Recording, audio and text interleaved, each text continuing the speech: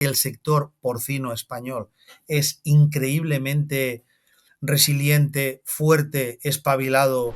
Nuestro personal ya cuando tiene un brote, ya los ves que van desanimados, tienes un brote de PIRS de alta virulencia, realmente es muy difícil trabajarlo. Porque el PIRS, la primera diagnóstico en España es del año 91, yo empecé a trabajar con el 92, entonces en estos años yo te diría que lejos de mejorar ha empeorado.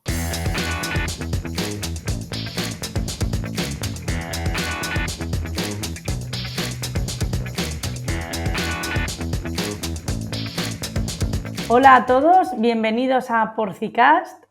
Soy Sara Crespo, hoy voy a ser vuestra anfitriona de hoy y tenemos un tema de la mano de una persona con una gran experiencia en el sector que creo que va a ser una charla súper enriquecedora.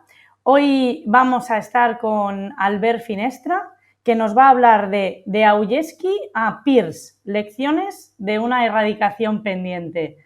Hola Albert, buenas tardes. Hola Sara, buenas tardes. Bueno, pues Albert, yo sé que todo el mundo en el sector te conoce, eres una persona con gran experiencia, llevas muchísimos años trabajando, pero bueno, ¿puedes presentarte así así de una forma breve a qué es lo que te estás dedicando y un poco tu formación profesional? Sí, muchas gracias. Primero agradecer a Porcicast y a ti especialmente, Sara, por pensar en mí y además en un tema tan divertido como es de la Augeski al PIRS, que es desde del día a la noche.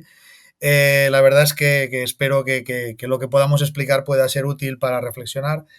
Yo soy veterinario desde el año 92, estudié en la Autónoma, en la Facultad de Veterinaria de Barcelona, hice el máster en Patología y Producción Porcina de la misma facultad durante 2 años después, entré en el mundo de la integradora enseguida de acabar la carrera. Trabajé para una integradora que se llama Heredana de Piensos, que ahora ya está absorbida. Luego en Vall Companys y en el año 2003 me aventuré como veterinario autónomo, lo que también se denomina asesor. Y en ese proyecto me crucé con la Augeski en España y bueno, tuvieron a bien pensar en mí para ayudarles al gobierno español y al sector, sobre todo al sector que fue el que me propuso para colaborar con el Ministerio de Agricultura en el programa de erradicación de Augeski y bueno, y se me ha quedado esa etiqueta de la Augeski, de la cual estoy muy agradecido, porque me toca la lotería, porque es una enfermedad bonita de controlar, porque se puede controlar, hasta se puede erradicar, cosa que no podemos decir de las otras, con lo cual es una enfermedad bonita, con la que quedas bien y que además si se puede aplicar alguna lección a alguna otra, pues perfecto. Esa es rápidamente mi historia. Vivo en Lérida, ya lo he comentado antes, ciudad o provincia porcina, ubicado muy cerca de todo ese triángulo que es Cataluña, Aragón, ahí justo en medio, con muchos cerdos y es mi día a día, pues es visitar granjas y tratar de ayudar al sector a hacer las cosas mejor. Vamos, que va a ser, como he dicho, va a ser una conversación súper interesante. Además, decirte, de los que pertenecemos a la generación de los millennials, no hemos visto a Augeski, yo no he visto a Augeski. Es decir, conozco la Augeski en los libros, sé que se hizo unos planes de erradicación brutales, como cuentas, y quién nos lo puede explicar mejor que tú, ¿no? Entonces, decirte, ¿qué elementos en el plan de erradicación de Augeski en España consideras que fueron realmente el éxito a nivel nacional? Mira, yo te diría que hay 5 elementos muy importantes y a lo mejor los desarrollamos después con más, porque por no ahora, por dejar paso a más preguntas, ¿no? Pero yo te diría que lo primero, y eso sería antes de estos 5 pilares, hubo una necesidad del sector relacionada con la exportación de carne de porcina. O sea, quiero decir, llegó un momento en el que la exportación iba creciendo, no está, evidentemente, en aquel momento no estaba a la altura de ahora, pero claro, el sector se asustó porque a lo mejor algún país como Rusia, en aquel momento Rusia era muy importante para España en la exportación, podía cerrar las exportaciones, entonces eso movilizó al sector y de rebote a la administración. Entonces ahí lo que se hizo un poco fue, bueno, copiar y desarrollar, que digo yo, adaptar programas que ya habían triunfado en Dinamarca, Holanda, Alemania y adaptarlos a la situación española. Entonces, y ahí iría los pilares del programa. Se calificaron, primero se empezó calificando, sabiendo cuál era el estatus de cada explotación frente a la Augeski y calificándolas desde no sabemos nada hasta son negativas sin vacunación, pasando por esos 5 estados, negativa, a 0, a 1, a 2, a 3 y a 4, cada uno tiene su membrete. Luego, la comunicación obligatoria de las prevalencias de cada granja y de cada comarca y de cada provincia al gobierno. O sea, por lo tanto, había un mapa oficial y un mapa de la evolución de las prevalencias, restringir los movimientos en función de, pues lo típico, si tú eres más positivo, no puedes ir a una comarca negativa donde haya granjas negativas, o no te puedes acercar a una granja que sea negativa. Entonces, había unas restricciones al movimiento. Se creó la figura del veterinario responsable de explotación, que ahora en España está tan, estamos aquí todos en discusión, que ya estaba, pero se le dio mucha importancia al veterinario responsable.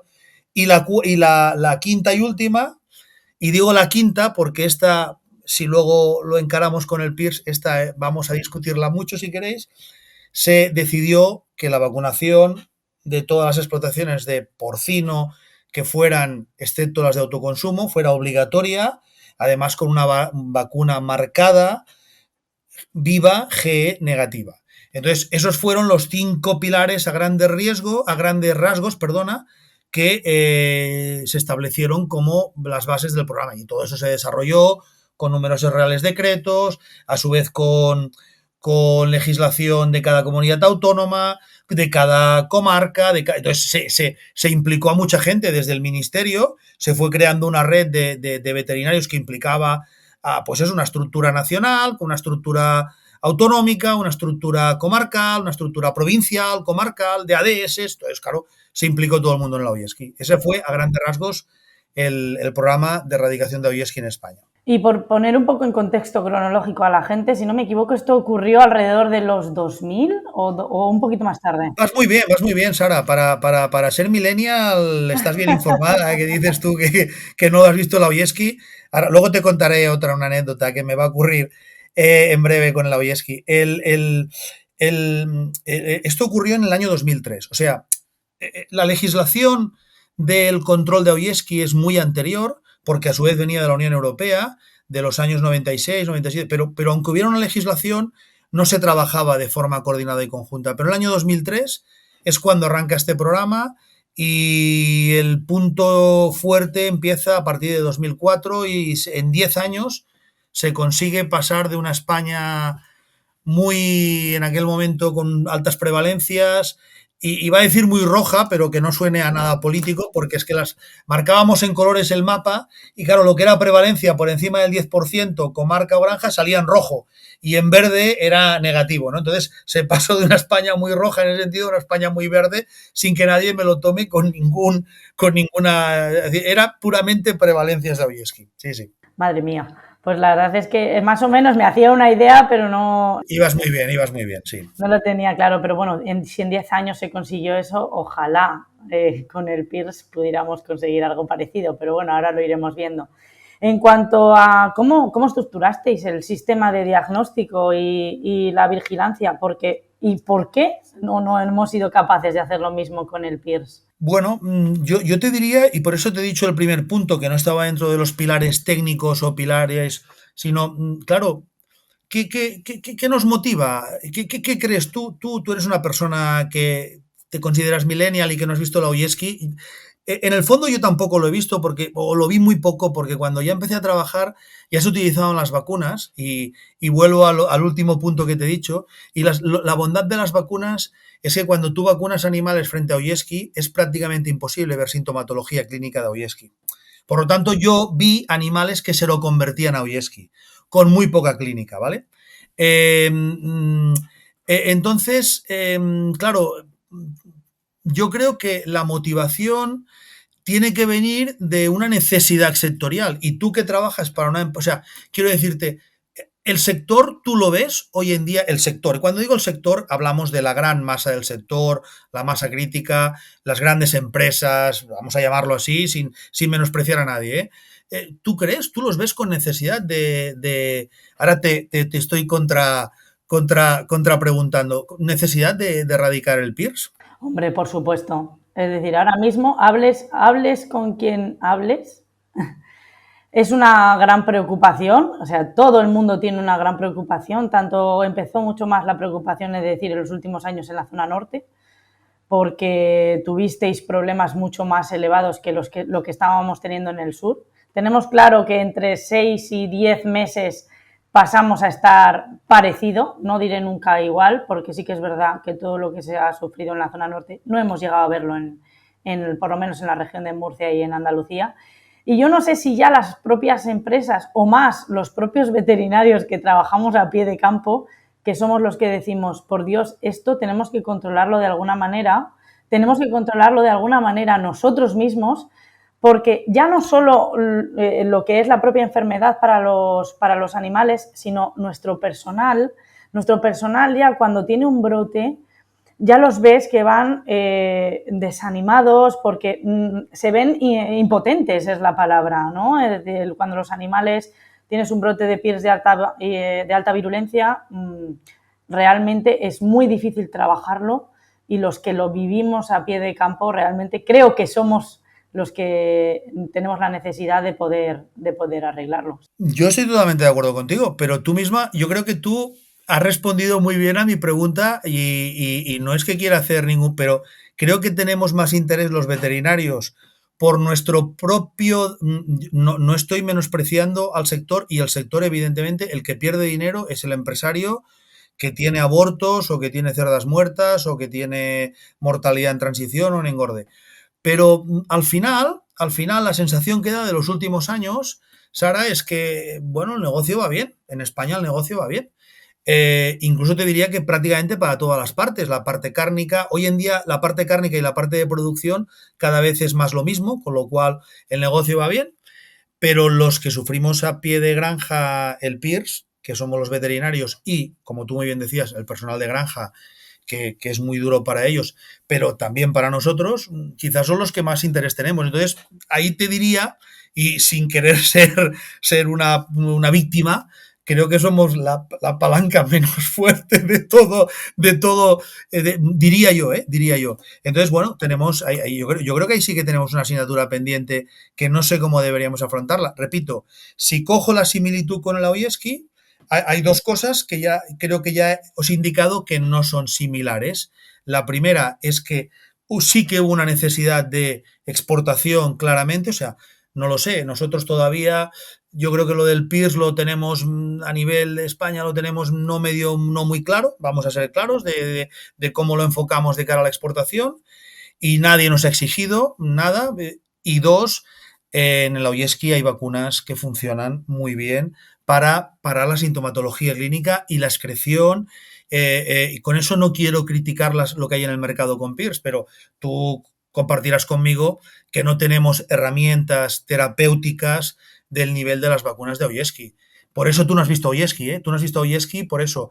Y ahora voy a la anécdota que te explicaba. Yo me voy a ir en breve a Argentina porque de Argentina me han llamado porque tienen Aoyeski y quieren que les dé una opinión, claro. Entonces, ahí sí que han visto Aoyeski clínico porque en Argentina se ha propagado el Aoyeski por determinadas zonas del país porque ahí no vacunan. Y entonces ahí sí que han visto Aoyeski clínico y han visto el daño que hace el Aoyeski clínico. Pero en el momento que se han puesto a vacunar, se ha parado el problema. Entonces, esto es lo que yo creo que las dos grandes diferencias nos deberíamos plantear de cara. Ahora, por lo demás, se puede hacer con esa particularidad, que en las bases, si utilizamos los mismos pilares, los que os he dicho, nos faltaría el de una vacuna efectiva. Y entonces, para mí, los otros pilares deberían ganar todavía más fuerza. Fíjate que en los pilares yo no te he hablado de bioseguridad. O sea, no te hablo, era importante, ¿eh? Pero probablemente el pilar de la vacuna, sin menospreciar a la vacuna que las vacunas que puede haber en el mercado, debería ocuparlo la bioseguridad. Una bioseguridad, pero de aquellas de realmente de verdad, ¿sabes? Vetoquinol, enriqueciendo la vida de las personas a través de nuestra dedicación a la salud y el bienestar animal. Sí, porque sí que es verdad que bueno, pues lo que estamos viendo es que las vacunaciones se quedan cortas, sí que es cierto, sigue siendo una herramienta, es la que tenemos. Estamos todos esperando de que creen una vacuna que realmente no sea efectiva. No sé si esto llegará en algún momento, Pero sí que es verdad que según entras en una charla de peers, lo primero que hablan es bioseguridad. Es decir, no hablan de biológicos, es decir, utilizan el bio, pero el bio es para bioseguridad. sí que es cierto, ahí estoy totalmente de acuerdo. Claro, y cuando te explican, cuando estos sabios o sabias que entienden tanto del virus te hablan de las recombinaciones, de las mutaciones, y incluso te hablan de cuasi especies, de que dentro de una granja puedes tener. Claro, entonces, repito, esto en la Oyesquira, por eso es una enfermedad con la que quedas también. A nivel veterinario, lo que tú decías antes de esa frustración, yo esa frustración que tú tienes, yo la comparto contigo, ¿eh? Yo me siento igual que tú, ¿eh? Yo me siento. Yo me siento que esto que están viviendo, que oímos que los compañeros de clínica de pequeños animales que están tan desesperados porque los clientes los abordan y porque no hacen, bueno, pues en el sector un poco pasa lo mismo, y tienes que tener gerentes o dueños o propietarios o propietarias muy centrados para que no encaren al veterinario que el PIRS poco menos que es culpa, ¿sabes? Que no has estado suficiente. No, es así. Es así, y ahí deberíamos todos hacer una reflexión como organismo, como agrupación de veterinarios de porcino, ¿eh? Deberíamos hacer una porque realmente, bueno, vale, entonces estamos ahí ante un reto divertido y que repito, hay herramientas. Bueno, de hecho, sabes perfectamente que Dinamarca está haciendo un programa de erradicación, y sí que es verdad que hay gente que dice que hay más publicidad, pero bueno, está haciendo un programa de erradicación y dicen que detrás va a ir Holanda. Bueno, pues a lo mejor hay en el Auyeski, de hecho, recuerdo que con mi compañero Mariano Herrero, que podría estar también en este podcast perfectamente, que es el que los dos movilizamos, España nos la partimos en dos, o nos la partieron en dos, y íbamos haciendo apostolado por aquí y por allá. Pues, hostia, copiamos el modelo danés, el modelo holandés y el modelo alemán. Y aquí, pues, 20 y pico años después, no, pues a lo mejor vamos a tener que hacer lo mismo. Ahora, claro, con un censo en estos momentos Eso es. y unos movimientos, claro, porque claro, tú lo sabes, ¿cuántos movimientos hacéis en tu día a día, en tu empresa, o en el entorno de las granjas que llevas tú? Madre mía, ¿no? Sí, ¿no? En el entorno de las granjas que llevo yo, a la semana te podría decir que se hacen más de 50, 70 movimientos. Tú fíjate, perdona, que yo te dijera, vamos a calificar las granjas de tu zona o de tu empresa. Y vas a hacer movimientos, o sea, tú si tienes una granja negativa, solo vas a poder ir a una comarca en la que haya cebaderos negativos. ¿Sabes lo que quiero decirte? O al lado de una granja, a menos de 1 kilo, o a 1 kilómetro de una granja de cerdas, solo vas a poder poner lechones negativos. O sea, tú imagínate qué pitote de movimientos íbamos a liarla, ¿eh? Pero bueno, a lo mejor era el principio del final, ¿eh? Porque entonces, sí, repito, eso sí que le podría, en cierta manera, ¿cómo te diría? Afectar al bolsillo de la producción, y entonces irían buscando, decir, hostia, si yo no puedo llevar los lechones a los cebaderos que yo quiero, a lo mejor me interesa limpiar, ¿sabes? Y ahí se podría empezar a hacer lo que pasa que, repito, tendría que ir acompañado de una bioseguridad altísima. ¿Por qué? Porque tú, en una granja bien vacunada de Oyesky, la cantidad de virus de Oyesky que tiene que llegar a la granja para poder reinfectarla es altísima, y tiene que estar en unas condiciones de inmunodepresión. En cambio, con el PIRS, que te voy a contar a ti, que no sepas. O sea, claro, que esa sería la herramienta básica, ¿no? Si sale esa vacuna famosa que realmente protege, pero no parece que los que no somos millennials que la vayamos a ver, y los millennials no lo sé, por lo que dicen los sabios. No lo sé, yo tengo todavía algo de fe, pero sí que es verdad, has hablado del tema del sistema danés o los daneses. Yo algo que creo que en Dinamarca o hacen bien o es muy diferente y creo que les ayuda más a controlarlo, es que al final ellos no tienen censo de cerdo de cebo.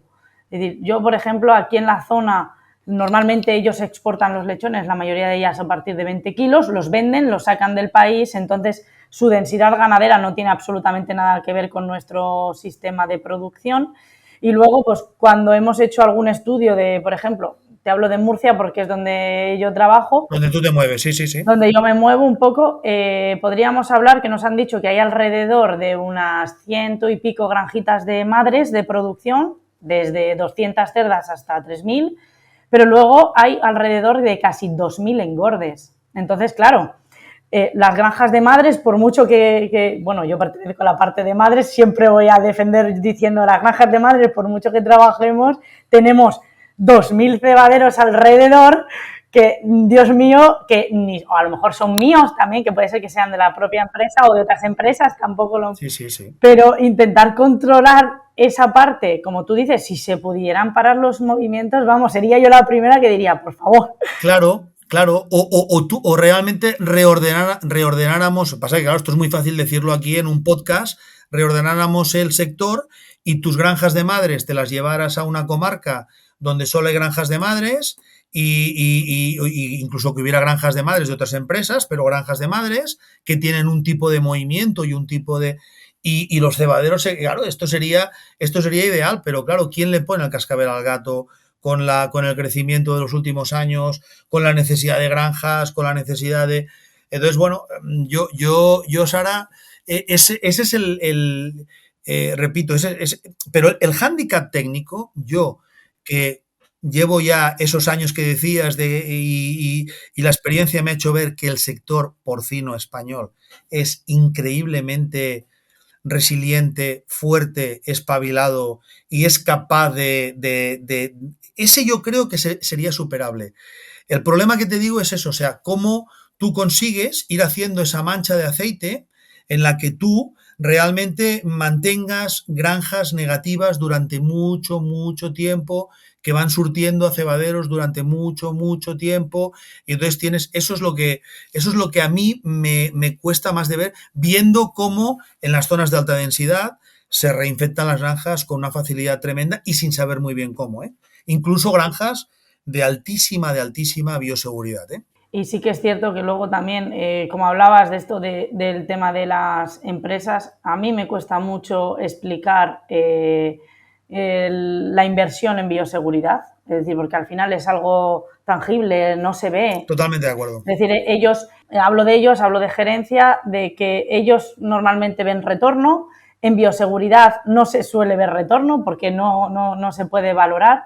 Entonces, cuando hablamos de sistemas de, yo que sé, aire filtrado, sistemas un poco más caros, sistemas para intentar poner en marcha granjas que realmente nos preocupa tener una alta sanidad, como son las granjas de multiplicación, cuesta mucho el decir, venga, va, estas granjas las tenemos que intentar mantener como sea negativas y, bueno, pues explicarlo, pues la verdad es que para mí es una de las partes, como decías, el veterinario nos encontramos en el punto medio entre las propias empresas y las granjas, creo que estos somos los que más estamos sufriendo el PIRS. Yo te lo digo de verdad, yo creo que, o sea, la iniciativa que sacasteis en Anavepor, de la encuesta, de la situación psicológica del veterinario de porcino, yo he contestado esa encuesta, no sé qué resultados saldrán, tengo muchas ganas pero yo creo que no lo estamos pasando nada bien, ¿eh? Y de verdad te lo digo, creo que somos el eslabón más débil de la cadena en este momento, porque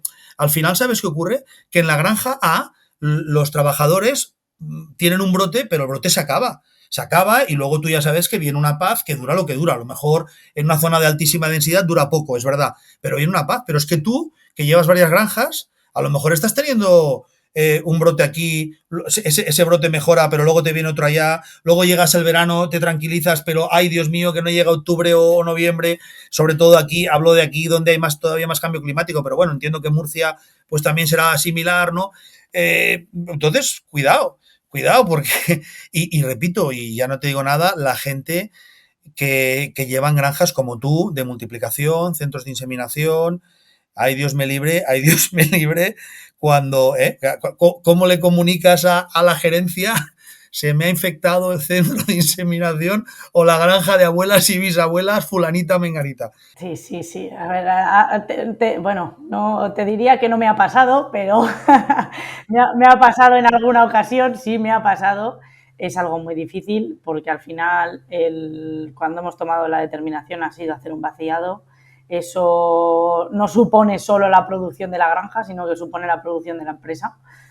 Porque al final, y la verdad es que es muy complicado cuando te pasa eso y sí que está pasando y es algo que, lo que te digo, que preocupa mucho. Claro, volviendo a la Oyeski, tú tenías una reinfección, ¿vale? Vacunabas fuertemente, los animales, tú sangrabas el 100% de los animales, identificabas qué animales eran G positivos, tras la vacunación intensiva se paraba la recirculación vírica, entonces podía haber sido que el brote aquel no hubiera infectado a todos, todas aquellas cerdas que eran G negativas se mantenían en la granja y todo aquello G positivo, en el momento que paría, destetabas, tú la enviabas a matadero. Es verdad que a lo mejor te ponías en cuestión de un año en una reposición del 70%, pero ese era el daño que le provocabas a la empresa barra granja.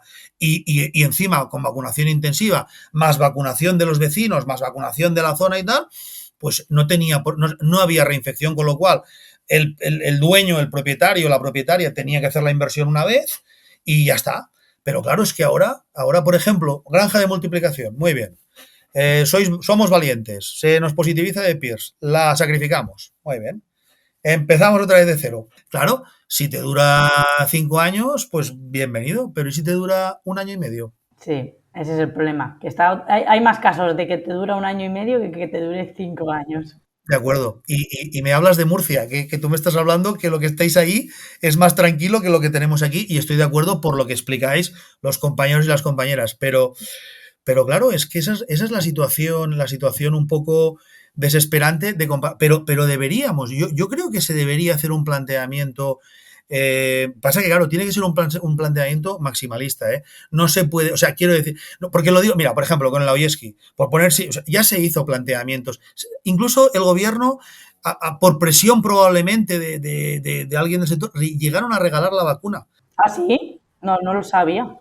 Yo hubo un momento, yo te diría que en el 99-2000, porque había entonces, claro, como todavía el sector quizás no era tan profesional como ahora, un argumento de algunos ganaderos es que el problema es la vacuna, pues os la regalamos, pues no sirvió para nada. O sea, quiero decirte que es hasta que tú no te pones muy duro en calificar, en que la calificación tenga un premio o no un castigo, simplemente los movimientos, ¿eh? Yo no te hablo ya, por ejemplo, en Dinamarca he oído que la canal de cerdo negativo la pagan más, que eso sería perfecto todavía, pero simplemente lo que te digo, el lío de los movimientos. Tú imagínate que ahora en la comarca de Lorca, comarca que conozco no como tú, pero la conozco, dijeran, no, solo pueden entrar lechones negativos, solo pueden, y los vamos a sangrar y a la entrada. Y si vienen positivos, te va a caer un puro. Te voy a retirar el talonario, no vas a hacer guías de ese cebadero, vas a tener que tener unas medidas especiales en torno a ese cebadero, yo que sé, desinfectar cada día, no vas a poder entrar camiones, no sé.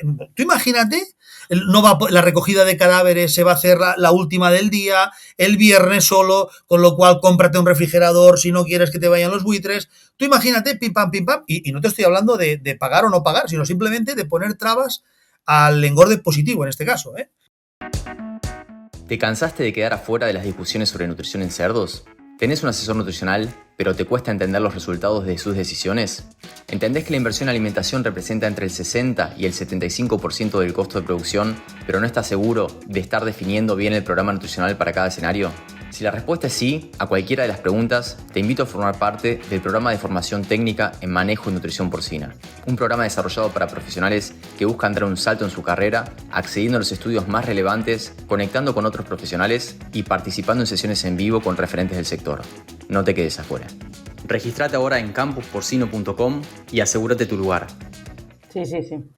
Ya te digo, son ideas que se podían implementar, pero claro, convendría desarrollarlas bien, ¿eh? Sí, totalmente de acuerdo. Y además ya no solo de los propios movimientos dentro nacionales, sino los internacionales, todo lo que sea de importación, que ahora mismo creo que no se está controlando demasiado, porque sabemos que el precio del cerdo, lo hablábamos al inicio, el precio del cerdo está alto, se está ganando dinero con el porcino y bueno, pues tenemos más importación de la que nos gustaría.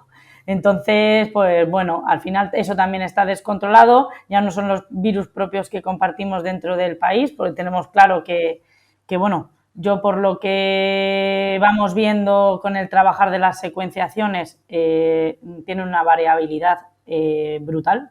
A lo mejor un mismo virus que pensamos que es un mismo virus haciendo secuenciaciones completas, en un año te varía un 2%, y eso puede generarte una nueva clínica, es decir, un nuevo brote. Entonces, si toda esta variabilidad propia que ya tenemos dentro a nivel nacional nos viene también desde fuera, pues creo que lo que estamos haciendo es echándole un poquito más de leña al fuego.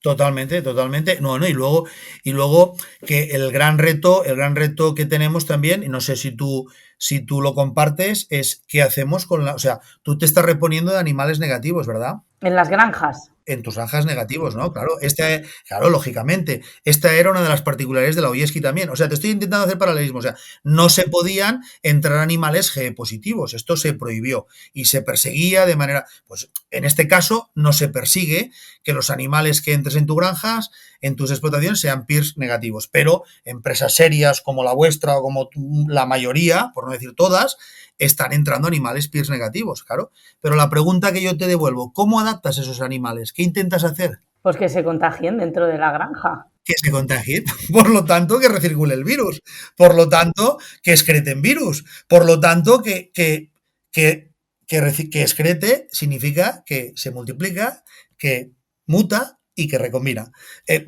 Pero porque si no lo haces, probablemente tendrás un tiempo de tranquilidad, pero igual irás negativizando la granja en una zona de alto riesgo y luego la hostia será peor, ¿no? Probablemente, o no. O sea, que esto sería, pero bueno, lo más probable, creo que si en eso nos pusiéramos un foro de veterinarios, llegaríamos de acuerdo, ¿no? Es decir, hostia, mejor que se infecten porque, pero fíjate, tú fíjate.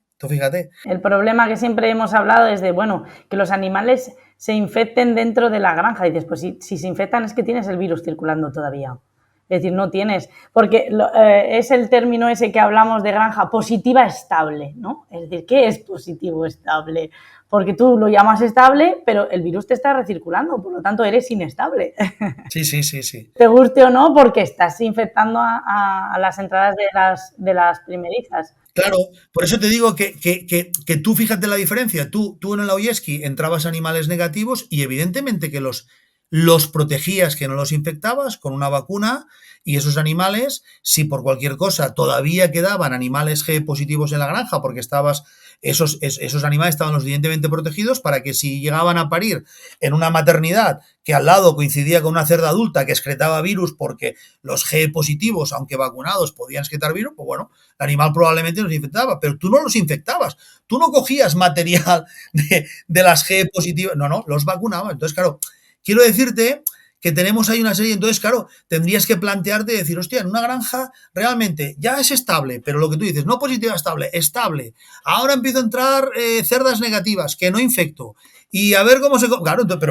pero sobre todo en el territorio, que no me llegue ningún virus, porque si me llega algún virus, entonces es un trabajo de territorio que tendría que implicarnos a todos, que tendría que haber una coordinación y repito, y que tendría que tener todavía más factores basados en coordinación y en bioseguridad que no en el caso de la Oyeski, porque la Oyeski teníamos, repito, el elemento vacuna y el elemento diagnóstico. Esta es la otra, porque tú podías diferenciar un animal vacunado de virus campo de un animal protegido y entonces, claro, el diagnóstico gracias a las vacunas seleccionadas, ¿no? Es verdad que en PIRS ahí empieza a haber alguna cosita y tal, pero claro, está años luz. Está años luz siendo una enfermedad que los millennials, tú dices, tú lo has vivido, pero es que claro, yo ya empecé a trabajar, yo que no soy millennial, que soy boomer, yo empecé a trabajar con el PIRS ya, porque el PIRS, la primera diagnóstico en España es del año 91, yo empecé a trabajar con el 92, entonces en estos años yo te diría que lejos de mejorar ha empeorado. ¿Sí? Ha empeorado y mucho. Bueno, y para hacerte así la última pregunta, ¿tú crees que seremos capaces de hacer un plan nacional de erradicación de PIRS? Yo creo que deberíamos. Lo que pasa es que a día de hoy, si tengo que ser honesto contigo, a corto plazo, medio, lo veo difícil, pero yo creo que deberíamos porque nos compete, o sea, yo creo que somos veterinarios y nuestro principal objetivo es el de la salud. Y como tú bien has dicho, convivir con esos problemas de salud tan duros, no deberíamos quedarnos de brazos cruzados. Entonces, yo creo que deberíamos, pero no lo veo fácil. No lo veo nada fácil porque al final, repito, creo que somos la parte más débil de todas la cadena que forman el sector porcino y de momento, pues, hostia, es que todo va bien. todo va bien. Entonces, claro, pero sí que deberíamos. A medio largo plazo, yo creo que sobre todo la gente como tú, con esa fuerza que tenéis y con la ayuda de los que a lo mejor somos algo más veteranos, deberíamos plantearnos algo, ni que fuera a nivel, lo que te digo, mancha de aceite. El Aoyeski se empezó. ¿Sabes dónde empezamos a calificar zonas negativas de Aoyeski?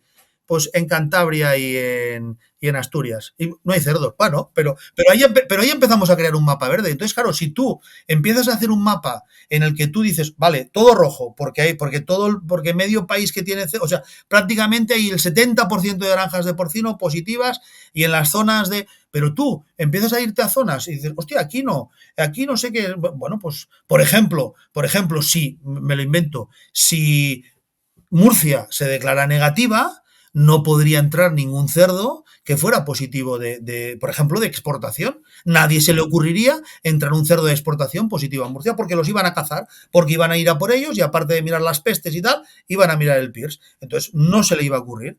Entonces, bueno, pues ya tienes ahí un paso. Entonces, por eso digo, evidentemente, empezar por Murcia, No es fácil. no te digo ya nada, Cataluña y Aragón, sería una locura, pero si tú te vas a lo mejor a Asturias y Cantabria, o yo qué sé, o no sé, o yo qué sé, o Navarra, que a lo mejor tienen menos censo o tienen un censo más de cerdas, oye, se puede empezar ahí, va a Galicia, y se puede empezar a ir bajando, y ¿por qué no? Pues espero que a ver, un poco entre todos, ya que en el sector somos bastante fuertes y se están haciendo un montón de avances y de innovaciones, lleguemos un momento que nos pongamos de acuerdo a hablar este tema, aunque siempre que lo hablamos terminamos con las mismas conclusiones, pero bueno, tengo fe de que algún día lo consigamos.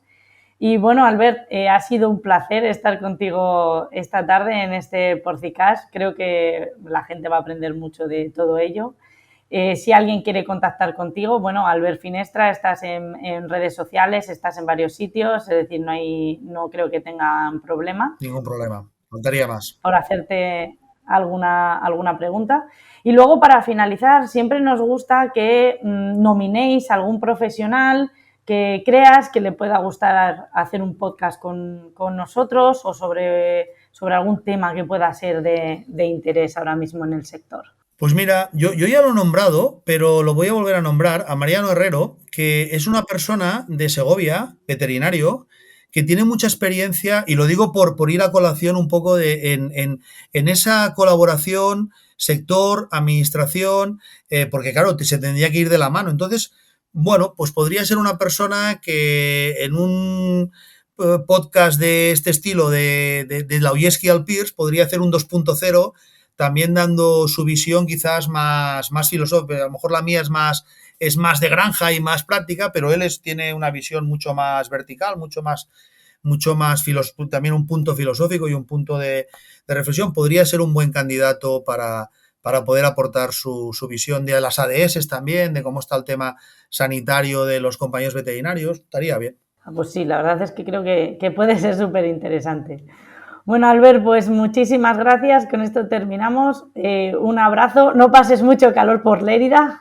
Intentaremos hacer lo mismo en Murcia. Y un beso grande. Lo mismo te deseo, que vaya muy bien. Un placer. Gracias,